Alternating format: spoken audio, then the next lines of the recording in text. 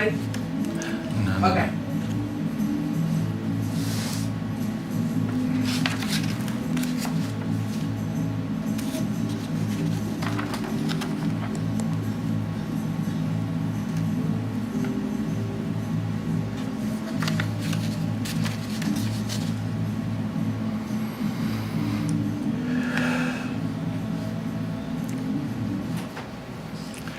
Shalom, shalom, Yisrael, Yehonathan, we with you here humbly as so once again, this time what they call the 21st of November, 2021.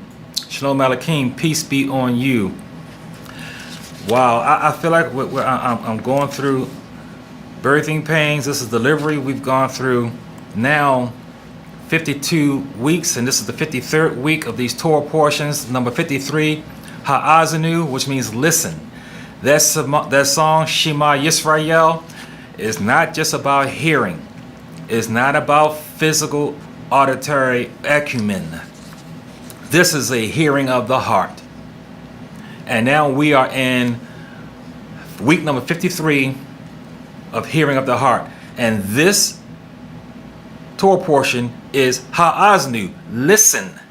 Doesn't mean your ears hearing what I'm saying right now. It means discernment. Last week in Wayelekek, which means then he went out, we talked about how there are 10 Torah she wrote, and they all speak of historical events of our history. And this is the fourth she wrote. She wrote is songs. Shira is song. This is the fourth of those 10 she wrote that are in the Torah. And this one, like I said, means, remember, you know, in Revelations, over and over again, Yahweh Shua through Yahkanan says, he who has an ear, let him hear. So he does not mean just having a physical ear for auditory acumen. This is a discerning of the heart. Because both good and wicked alike are reading the same words, can read the same thing. So how's it that one man or woman with eyes and ears to read receives differently than another man or woman with eyes and ears to read? Apparently there's something more. There's something deeper. We talked last week about how this was the last, we're going through these last several Torah portions are on the last day of Moshe's life. And we are required, the 613th of the 613 commandments is to write this law with your own hands. You are commanded to write this law. I'm almost finished now. When I do next week's final Torah portion, I'll be finished that commandment. Then Moshe talked about, he prophesied about idolatry and idolatry, and then how Yahweh would hide his face from it. Yahweh cannot look on evil. Evil cannot be before Yahweh. And this hiding of Yahweh's face is evidenced by what has been going on with Yisrael and even this world for the last 2,000 plus years. We're in now 2,000 plus years of Yahweh's hiding of his face. And there's evidence by all the things that's been happening in history, beginning with the eviction of us out of the land and going up to the diaspora. And then we went down to the west coast of so-called Africa. And then the Portuguese followed us down and they took us, and the Edomites and the Ishmaelites and the Hamites sold us for nothing. And we had this transatlantic slave trade.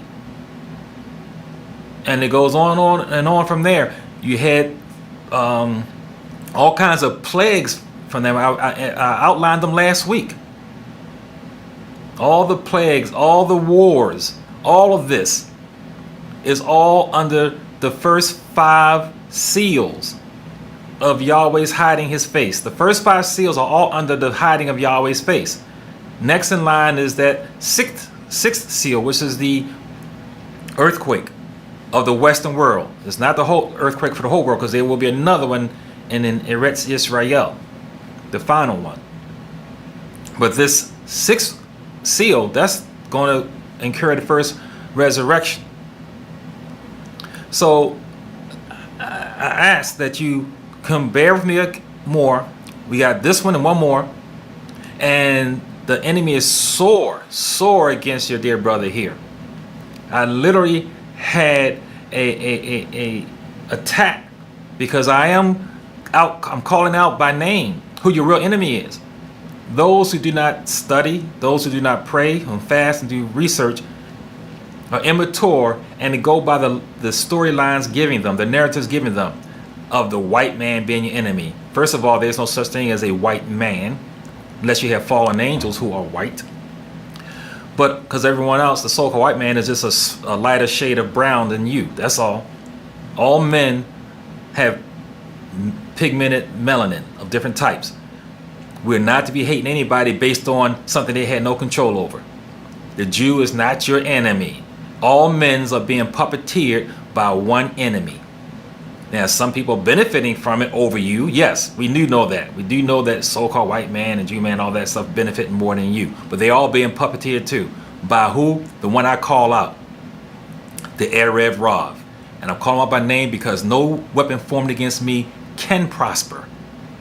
And they have been attacking me seriously because I'm the only one I know who calls that name out and calls it as it is. And don't have you with fist up with the false narrative of Black Lives Matter and all that nonsense. I'm not a puppet of today's goings on. You don't even hear me doing broadcasts about the COVID and all whatever's going on now. You marching this week for somebody else and you marching next week for somebody else. Same blood being spilled, rioting for nothing. Last week we also talked about, and this is all under the hiding of Yahweh's face. I had a drone came down outside of my office where I do all this great work, lit up the house, lit up the whole house, peering to my office to get into my computer and my phone, and wiped out things and stole things and did whatever and flew off. What are they afraid of when you got 30 followers? And how many people out there listening right now? You getting ready for the Ravens game. How many people out there listening right now? I praise Yah for Joe and Rod and Brian and a few people that actually literally give me physical help in this ministry. I don't even need a whole hand, certainly not two, to name the people who support and help me. I don't even need one whole hand. Yet they are afraid of me, that you got to come to my domain. You got to come to my domain to steal this information that I'm giving out. Yahweh is definitely using me.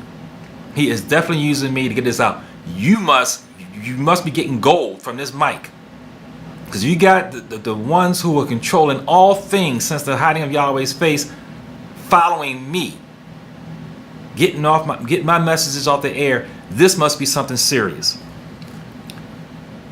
Last week we talked about how Yahushua was being inaugurated. I'm the only one telling you the true name of Yahweh Shua and Yahushua and the differences. Yahushua is his son. He's the son of Nun. Nun means seed.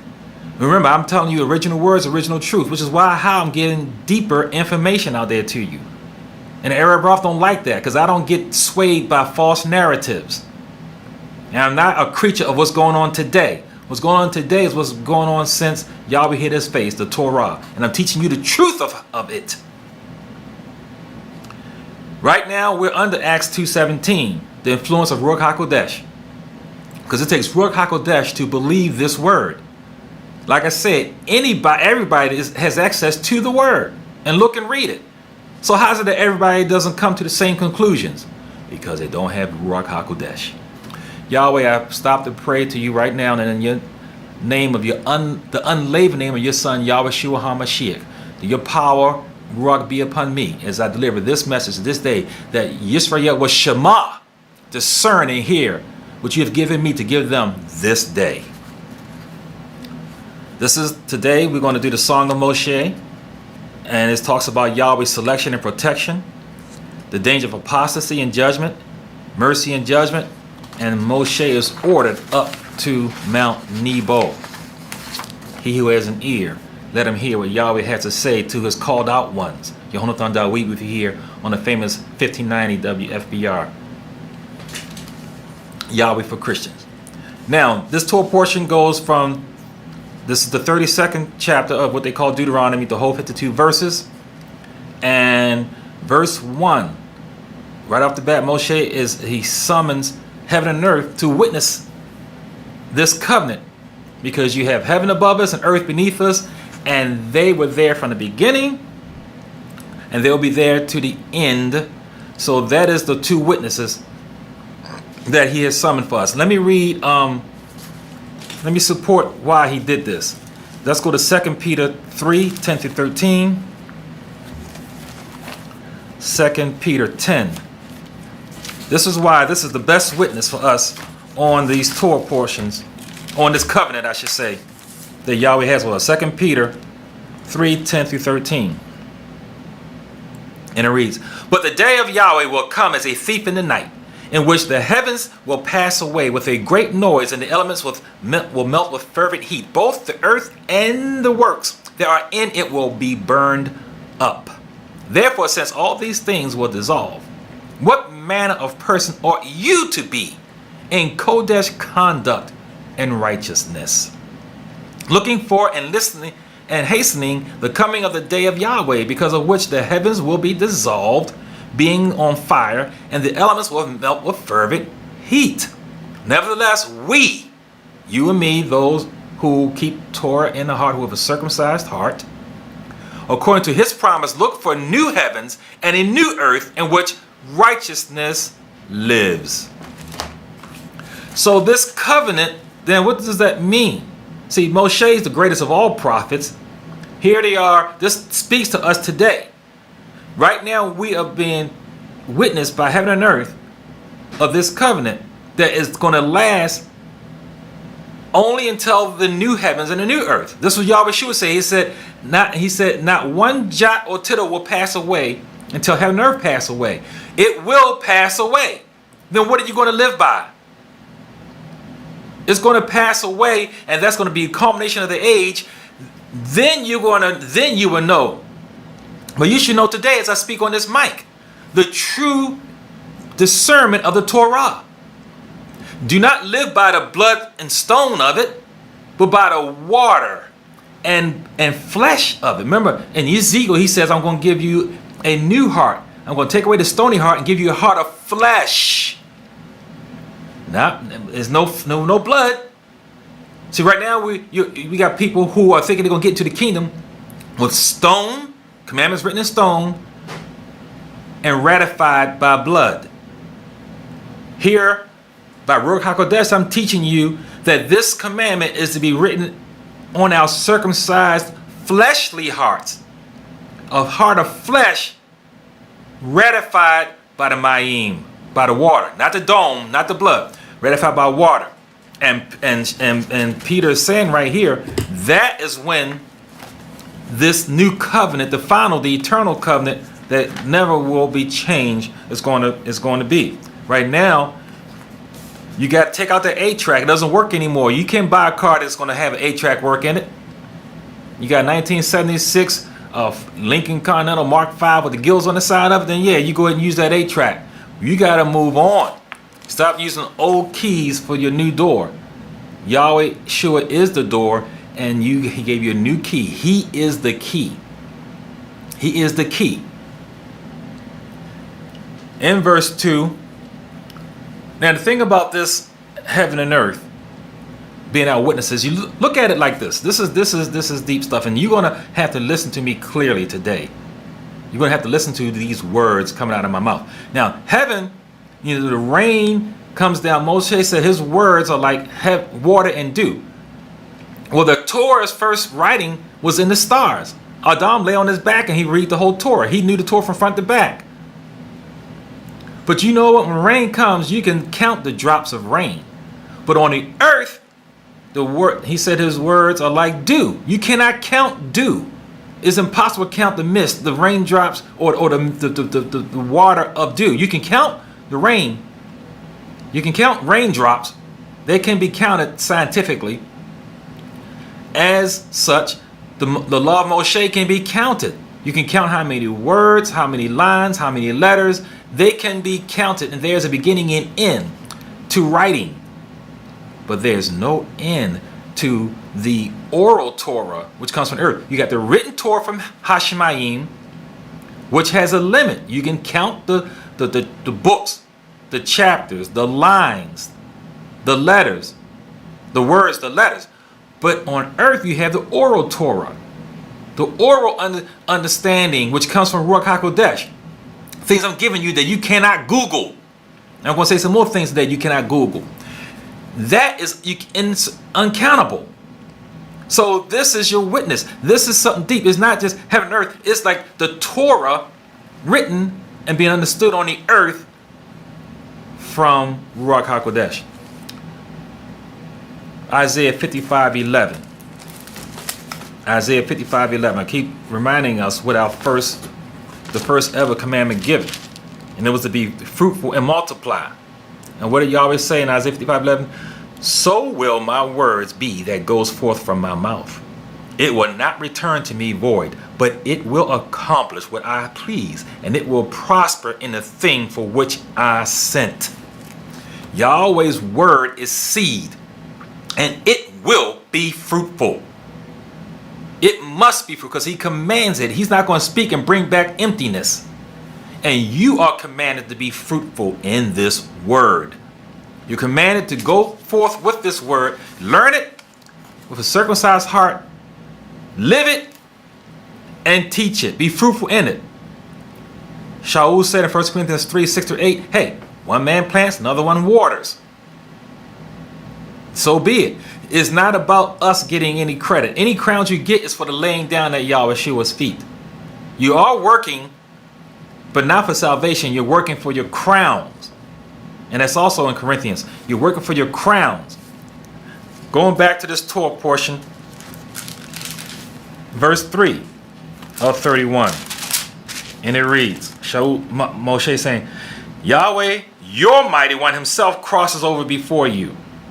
He will destroy those nations before you and will dispossess them. Yahushua himself crosses over before you, just as Yahweh has said. Once again, I told you, when things are said over and over again, you need to get a clue.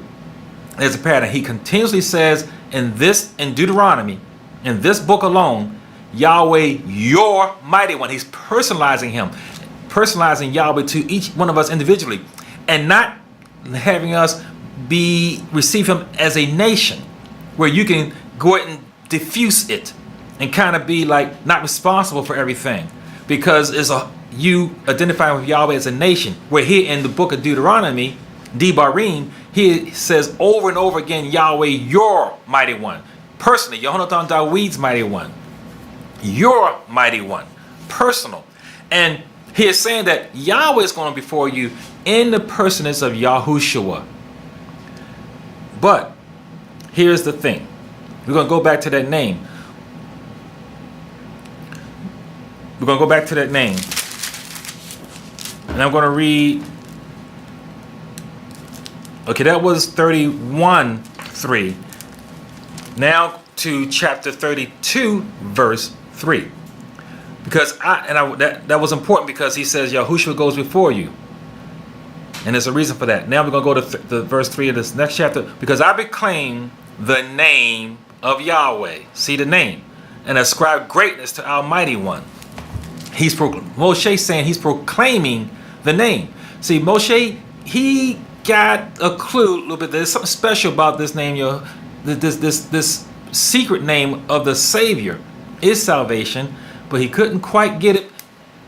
He had it. He was giving us a hint to it that it's going to be a Savior. And this is why he renamed Hoshua Yahushua. Yah, he is salvation. And he says right here in verse 3 of chapter 32 that he's proclaiming the name of Yahweh. He did not say Hashem, like your brother, some of your other brothers keep calling him Hashem. Well, they're going to be out of line. He says right here clearly that he's proclaiming the name of Yahweh. The name of Yahweh. Not the Lord, not the God, not Jesus Christ, not Jehovah, not Allah, not Buddha, not Hare Krishna, whomever. Yahweh. Ho! That's what he says right there in verse 3.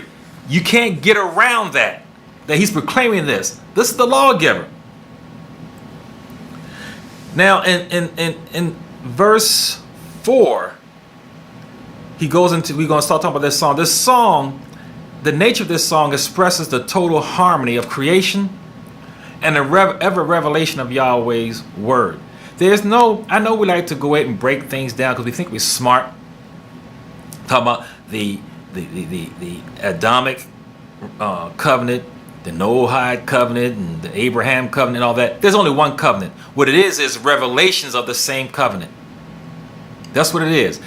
And we like to think we're smart by trying to go ahead and break it down. But there's only one good seed, one bad seed, one truth, one lie, one Yahweh, one devil, one covenant. 1 Peter 2, 7 and 8. I was reading in Peter early. Let me go back to Peter again. But this time I want to read the first book of Peter, chapter 2, 7 and 8. And delivered righteous Lot. Let me see. No, that's 1 Peter. Let's go 1 Peter.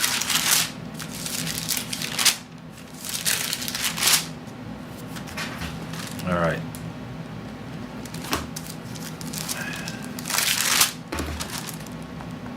And it reads, therefore you who believe, he is precious. But to those who are disobedient, the stone which the builders have rejected has become the chief cornerstone, and a stone of stumbling and a rock of offense. They stumble, being disobedient to the Debarim, to which they were appointed.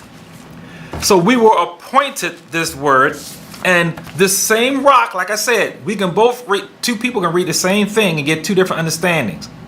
One of them is offended by it, one that stands up on it. One is crushed by it, one stands up on it. This same rock Yahweh uses for those who have discernment, they get it. Those who don't have discernment are stumbling and are offended by it. Yahweh Shua is the rock, the name that Moshe is proclaiming in this 3rd chapter. When he named Yahushua, he renamed Hoshua to Yahushua. And he is proclaiming that this is our personal mighty one. We need to get to know him intimately. He's telling us before we get into the land, the promised land. Don't be like our forefathers who tried to keep the 613 as their righteousness. The righteousness is putting on Yahweh Shua. In verse 5, we're going to see that he's talking about two different people. Listen to verse 5 of chapter 32 of this Torah portion. They have corrupted themselves. They are not his children because of their blemish, a perverse and crooked generation. Their blemish. I wish I had more time to go into all this, but like I said, I was being attacked this week and I didn't have time to do all the study I want to do on this.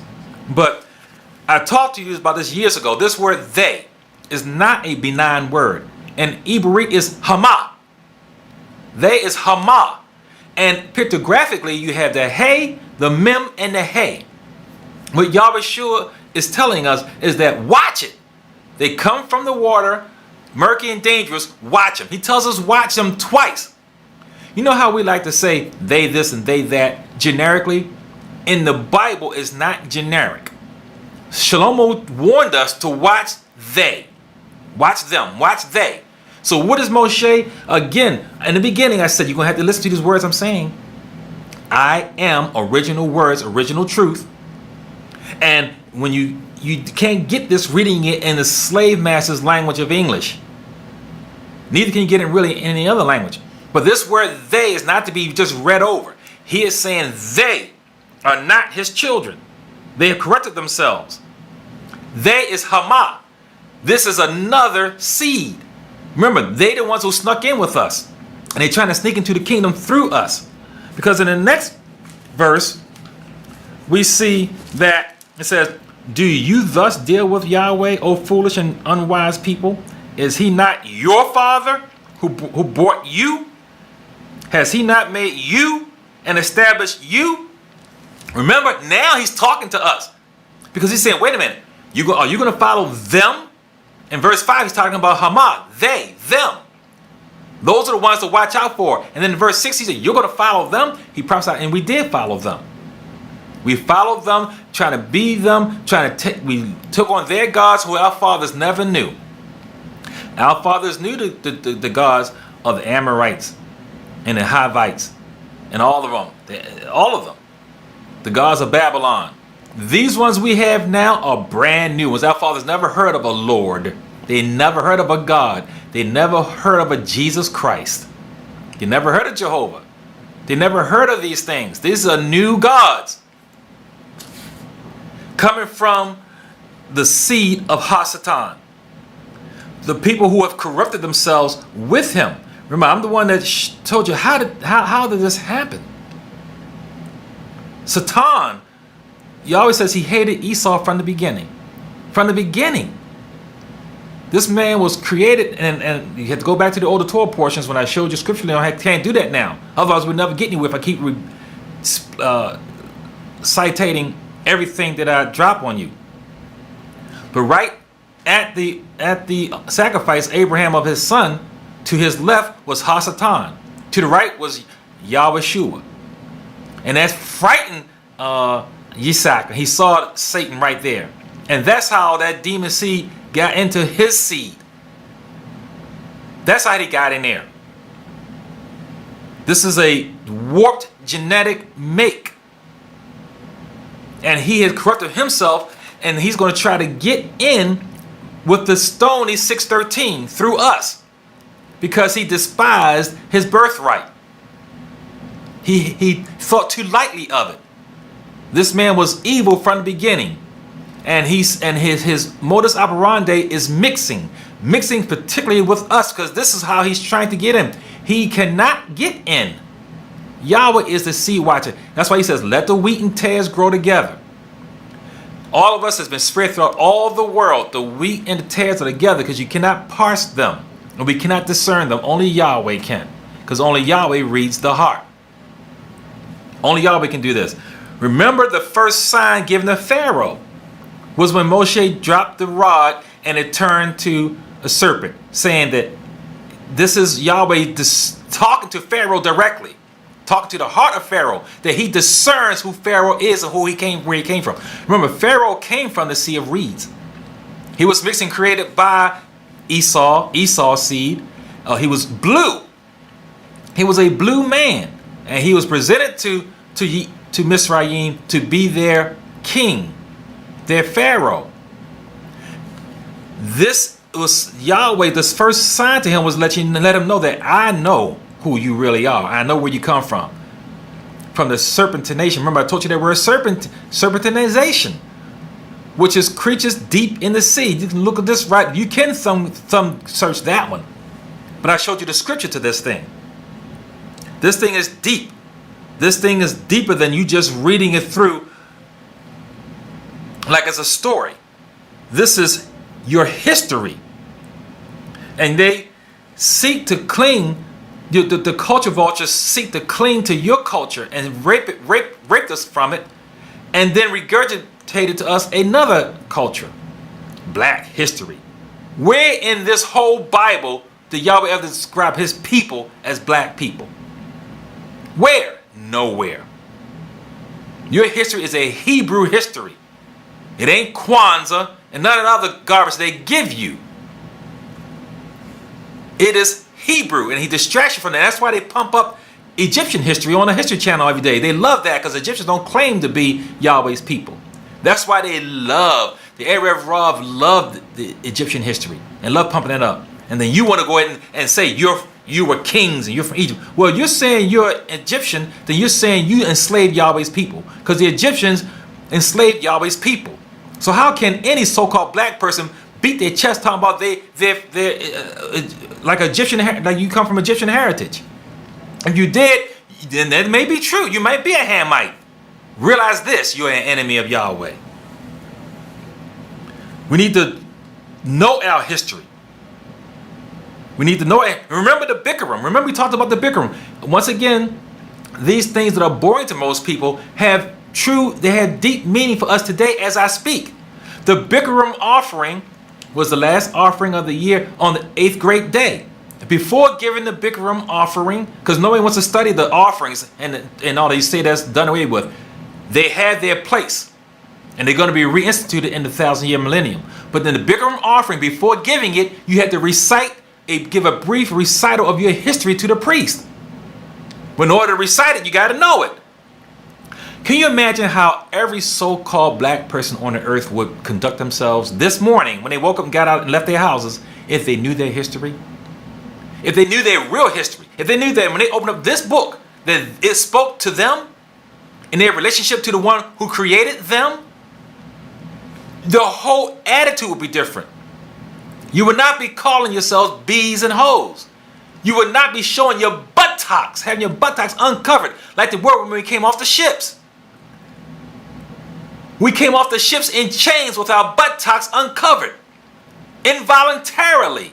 Now here you voluntarily, like a fool, like an asinine fool, walk around with your buttocks uncovered because you don't know your history.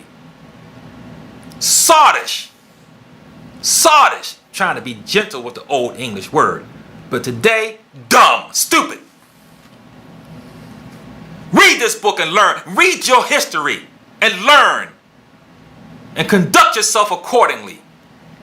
Moshe says, no, teach your history to your children. He says it right here because he knew that when we got into the land, we were going to forget and live large, getting our best life. In verse 8, look how deep it is for you to be who you are. Listen, look at this in verse. The whole world depends on you. In verse 8, when the Most High divided their inheritance to the nations. See, the Most High divided our inheritance to the nations. Why? Because we were disobedient. And this is natural. Remember, Yahweh is not a little impetulant child.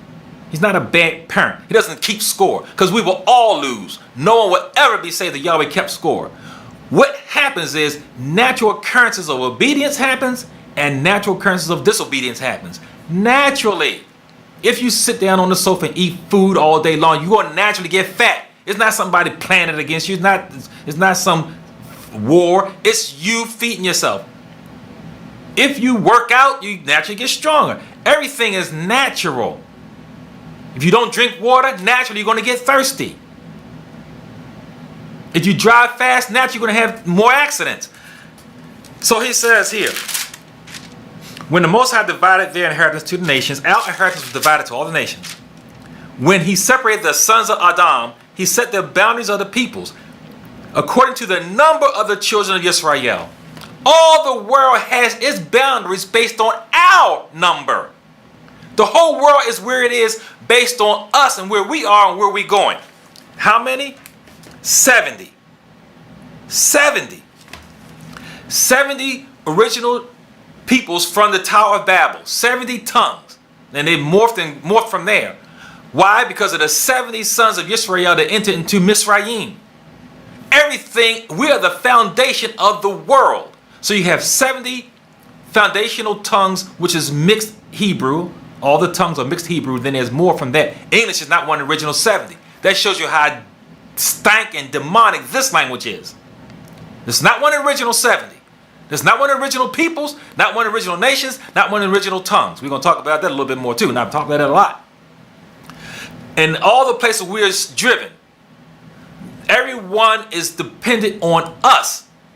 And we were evicted from the land. What they have done, the most raped country, lands on earth is the so-called Africa.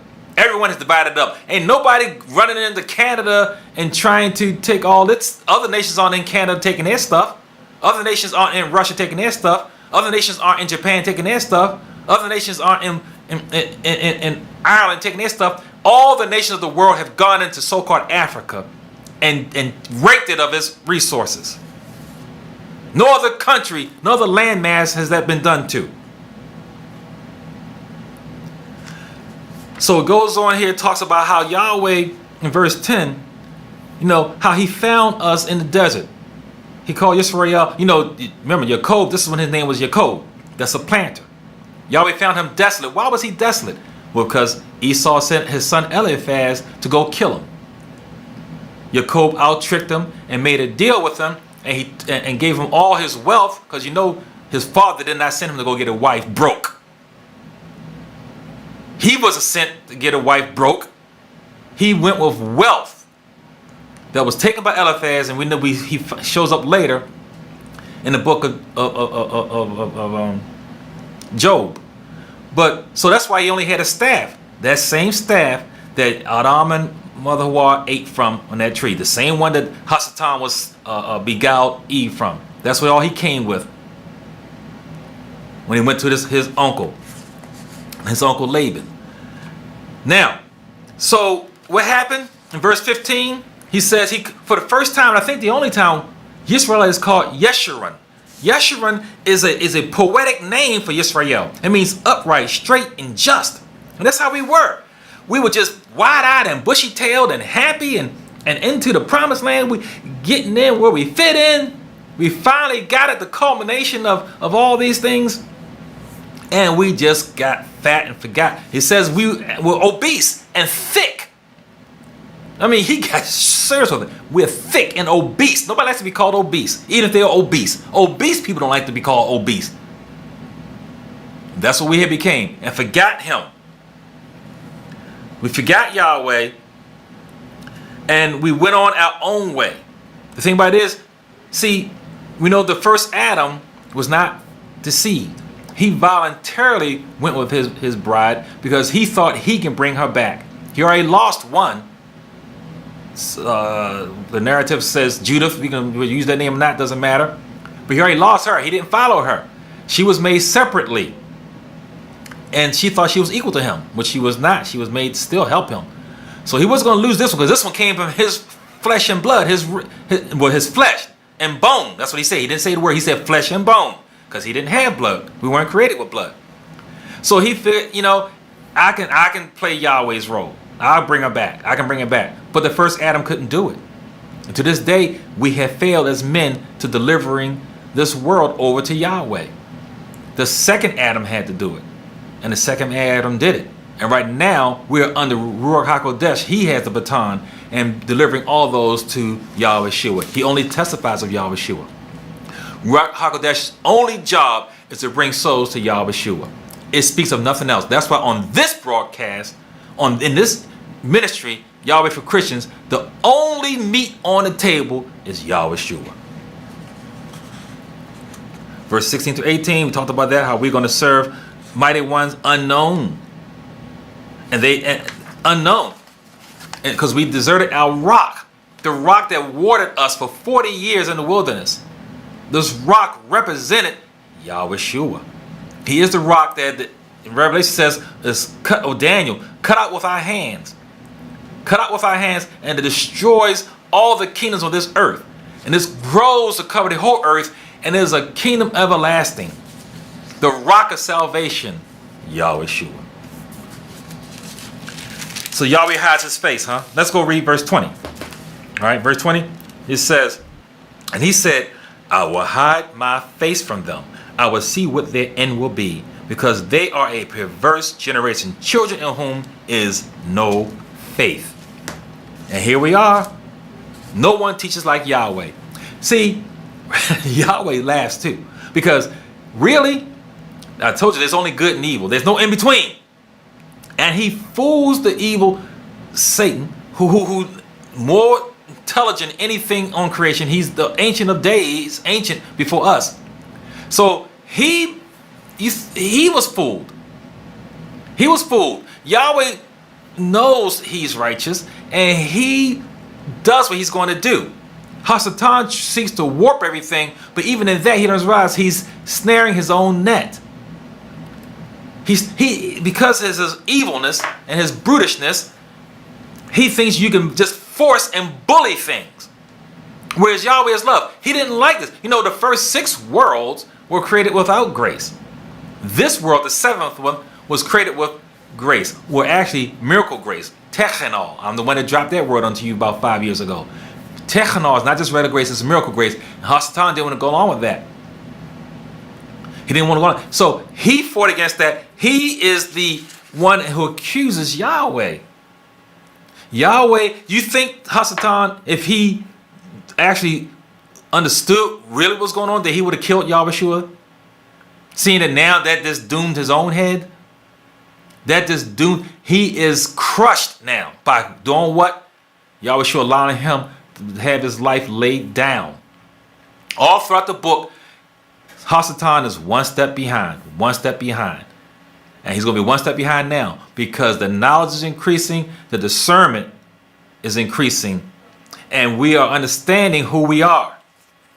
We're understanding who we are. In verse 21, they have provoked me to jealousy by what is not Elohim. They have moved me to anger by their foolish idols, but I will provoke them to jealousy by those who are not a nation. I will move them to anger by a foolish nation. So we want to go ahead and call, remember, Moshe said over and over again, Yahweh, your mighty one. He personalized it, your mighty one. Now Yahweh saying that you're going to go ahead and serve the Lord and the God and Jesus Christ and Jehovah and Buddha and Hare Krishna, all these other demonic things, and they're not even, they didn't bring you through the Reed Sea, they didn't bring you through the Jordan Sea, they did not feed you manna, they did not give you water. I'm going to provoke you by what? By a people who are not a people, by a nation who's not. These people, the ones that, this is Moshe, the greatest of all prophets, prophesying these people, these Europeans who did this to us now, who weren't even then there. They weren't even in existence at that time. The ones who promulgated the transatlantic slave trade. People who didn't even, where they come from. Get the book. Get the book. I'm showing it on the channel now. And in my second book also, because I explain from the word where the peoples come from. Man and mankind. Mankind are among men. The tares are with the wheats, and you cannot tell the difference. It is not about melanation of someone's skin color. It's not about that. Because if that was the case, you don't need Yahweh. You can sit down and be a throne and judge who goes to the left and who goes to the right. But mankind, Moshe, we have been taken over by people who were not a people. And now we're sitting here jealous of them because they are saying they're you. And you're speaking their language. And they know your language, your original language, better than you do. And they know your history better than you do. So people like me are angry about this. And I am jealous. I am. Because here we got to learn from them and read their books and study from them. And that's why it takes Ruach HaKodesh. It takes discernment to parse those words. Get Yahweh for Christians and get Yahweh Shua, my second book, and learn. Go to Amazon, is also on Kindle. The second one you have to get from me directly. You can just contact me. Now, going down to, because as I see I'm running out of time, verse 34, 5, and 6. I'm going to just read them all together. Is this not laid up in store with me, sealed up among my treasures? Vengeance is mine and recompense. Their foot will slip in due time. Because the day of their calamity is at hand, and the things to come hasten upon them. Because Yahweh will judge his people and have compassion on his servants. When he sees that their power is gone and there is one remaining, bond nor free. This is a song I told you. Read all 10 of the songs of this Bible and get history. Now, just like any great mystery writer, he or she knows who the killer is. You who are watching the movie or reading the book don't know. But the mystery is already known by the writer. Yahweh already knows the end from the beginning. And he's saying, listen, he's laughing. The devil got all these plans and tricks, but Yahweh knows how it ends. We need to live by faith. Faith in him. And he says the vengeance belongs to him. So you are out of order rioting.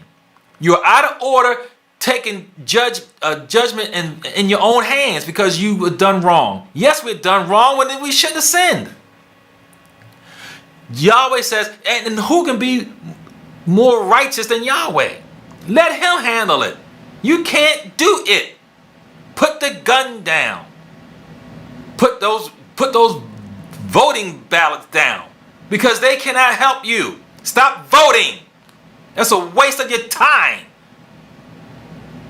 Stop marching and lighting candles and buying mylar balloons. Learn Torah. Circumcise your hearts. Yahweh's got this. He scattered us, only he can bring us back. That's what he's saying right here.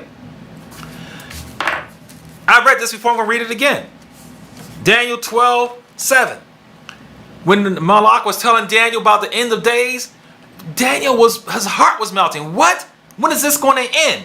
What does the Malak say? The Malak says, then I heard the man clothed in linen, who was above the waters of the rivers, and he held up his right hand and his left hand to heaven, and swore by him who lives forever, that it will be for a time, times, half a times, when the power of the Kodesh the holy people, has been completely shattered.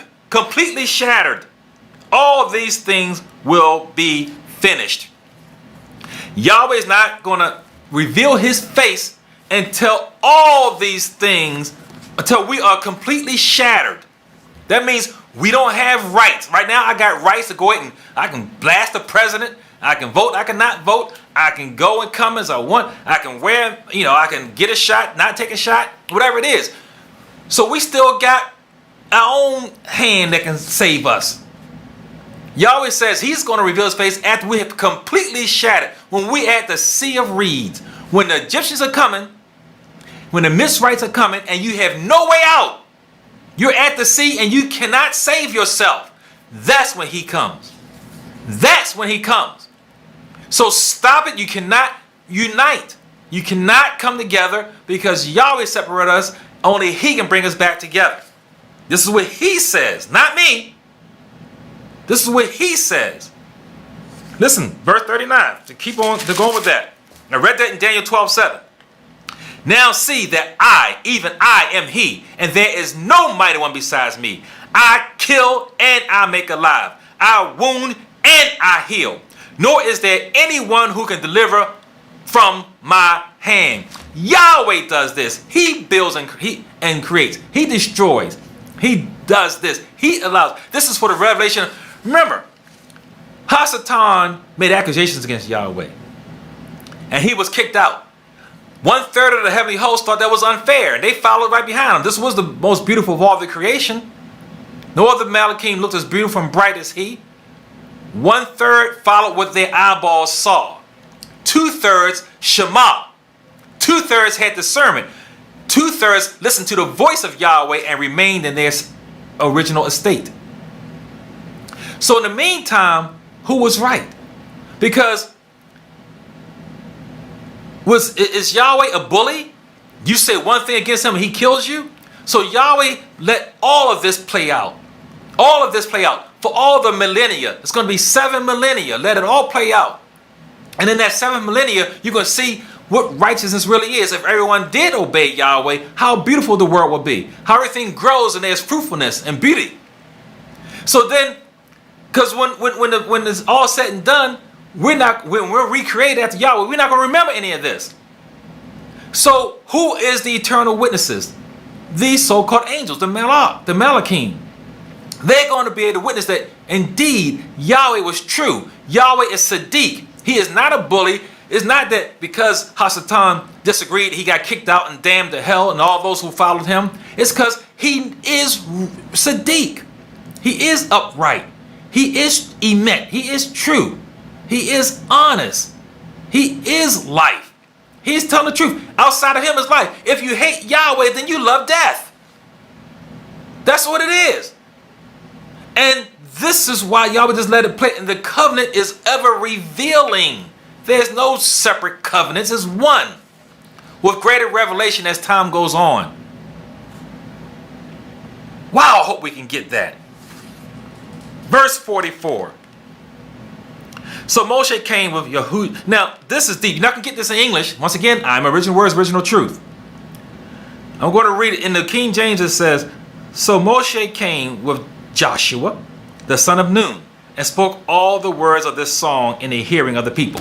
Now, in the Ibarit, when you read it, it says Hoshua. It reverts back to the original name of so-called Joshua to Hoshua. Remember, it is Moshe who renamed him to Yahushua. He renamed him to Yahushua as they went to spy out the land of the giants. Because Moshe had spiritual insight that this man was special, that it was something special about this man, that he was going to be the one. It means Yah, he is salvation. So this man is the one saying, hey, Yah, he is salvation, but he's going to use me to bring you into the promised land. This parallels Yahweh, which means Yah, I am salvation. And Yahweh leads us into the eternal promised land. So you got from good to better. All right, you got from blood to water. You got great to greater. But why right here did he reverts back to the name Hoshua? Because Hoshua just means salvation, straight up. Doesn't just mean salvation by itself. But the people didn't know. Remember, all those people are dead. These people, they didn't know that his name was changed to Yahushua. He was still Hoshua. This is the same. Only the leaders, the elders, knew that his name was changed to Yahushua. But you can't get this in English because it doesn't say that here. But here's the thing. Even Yahweh's name is not going to remain the same. If you go to Revelations 19:12, we see that Yahweh is going to be given a new name, a name that no one can utter other than the one who gave it to him, which is his father, Yahweh. And why is that? Well, in the eternal promised land, Yahweh name is inappropriate. What is he saving us from? There's nothing to save us from. Sin will never rise its ugly head again. For that reason, Yahweh calling him that is inappropriate. We're not going to understand. We're not going to understand what is he saving us from? What is salvation? We are what we are. We're going to be like him as he is when we see him. We're going to be just like him. And wherever he is, we will be. Earth and heaven will be one. Sin will never rise its head again. So there's no need for us to be saved from anything. He's going to be given a new name. Isn't that beautiful? Just like we're going to be given a new name, he's going to be given a new name.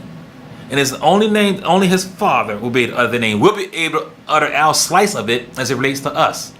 That's another deep knowledge. So, verse 46. All right? Verse 46 of chapter 32. And it reads, and he said to them, set your hearts on all the words which I testify among you today, which you will command your children to be careful to observe all the words of this law. Remember, I talked about patterns. Being careful, meaning discern. Again, you got to teach your children so they can teach their children so we can know who we are. When you know who you are, you conduct yourself as who you are. If you're in the play, I saw a movie, a good Christian movie, where my daughter had a part in the making, the premiere last night. Everyone had their role and their lines. If you don't know your lines, you're going to read somebody else's lines and play somebody else's role. Our role is to learn, is to live this Torah, so as to teach it to the world on how they should live. Because they don't know. The covenant, Yahweh said, I only came for the lost sheep of Israel. The covenant is only to one people. So he spread the 70 nations, 70 tongues, and he kept one original tongue, the Lashon HaKodesh, the language of creation. And they are to teach the other 69, the 70 nations, and bring them back and unify them back by how we live. And you cannot do this if you don't know your history. So he tells us to have discernment, not just to be. It's a spiritual meaning. I'm trying to get it over and over to you because he's saying it over and over again. Are you getting it? It's not just about having ears to hear. It means discern, understand. Because wicked eyes and good eyes read the same thing. But the wicked eyes stumble on it and are crushed by it. The Sadiq, righteous eyes, the Sadiq re'eh, the righteous ones see what is to be seen. The secret things belong to Yahweh and his chosen ones. So even though anyone can listen to me on this mic, only the anointed ones of Yahweh are going to discern what I'm saying. The Erev Rav know. The ones who attacked me last week, they know. They know. But I'm under the wings of Yahweh. And no weapon formed against me can prosper. No weapon formed me will prosper. And look at this in verse 47. In verse 47. Because it is not a futile thing for you, because it is your life, and by this word you will prolong the days in the land which you cross over to Jordan to possess. Now, remember, right before that he said had discernment, right? Now, you can either go ahead and take the blessings today, because would you really want Yahweh to promise you long life and that was it? And it'd be great to live 100 years, 200 years, 300 years. Who cares? If you're living a long life with those who are living in an eternal life, all of you are enjoying the blessings, perfectness, harmony, all tobe things, all good things, nothing bad, only goodness, happiness, only wonderfulness. And you know that eventually it's going to end. How could you enjoy it? Wouldn't you be miserable? And knowing others around you are going to enjoy it forever? Who cares if you were given 1,000 years? This, for those who had discernment, caught it. They got it. They understood. This leads to something better, something greater. You cannot kill ox and goats and sheep and think you're going to get eternal life. You can do good, but Yahweh sure said there's none good.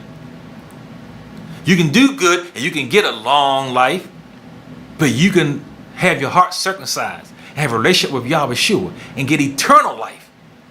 You can live by blood, staining blood for a long time, but you can live by water forever.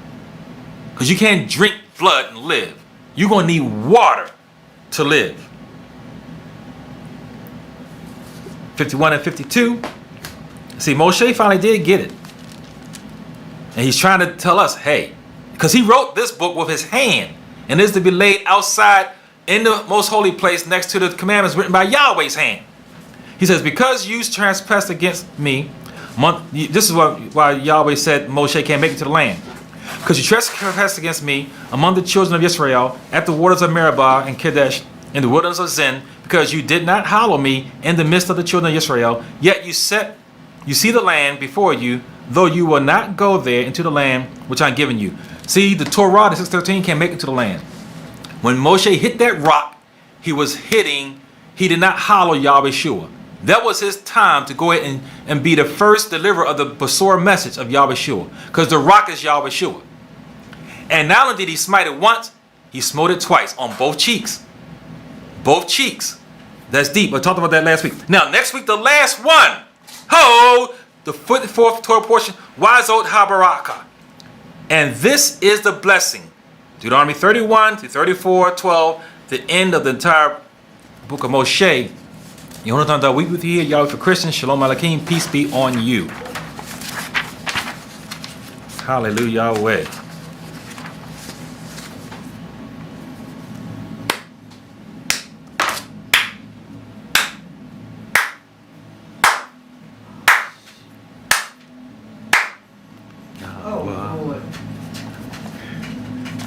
Hey, Shema Israel.